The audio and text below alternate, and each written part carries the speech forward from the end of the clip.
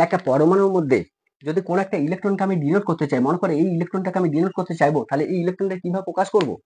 তো ওই ইলেকট্রনটার কথা বলছি। এরা তো সবাই ইলেকট্রন, সবারই ভর একই আছে, সবারই প্রপার্টি এক আছে, তাহলে এই ইলেকট্রনটাকে ডিনোট করবো কিভাবে?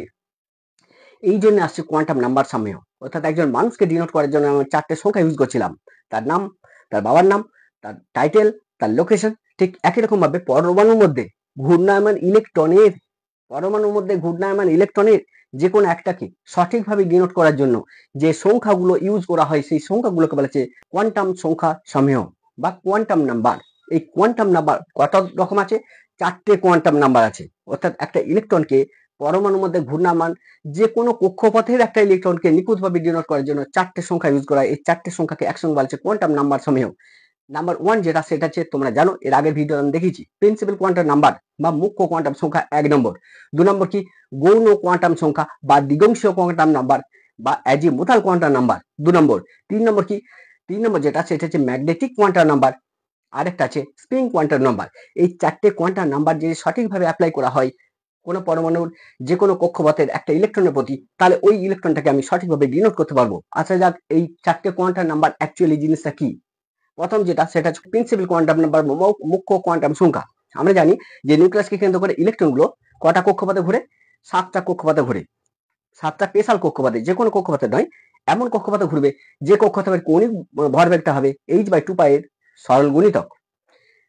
তাহলে এই যে কক্ষপথগুলো ঘুরছে, প্রথম কক্ষপথটা 1 নম্বর কক্ষপথ, 2 নম্বর দ্বিতীয় কক্ষপথটাকে বলে 2 নম্বর, তারপর 3 নম্বর, 4 নম্বর, 5 নম্বর, 6 নম্বর, 7 নম্বর, এই 1 2 3 4 5 6 7 এগুলোকে একটা সংখ্যা দিয়ে ডিনোট করা হয়, সেটা হচ্ছে n দিয়ে।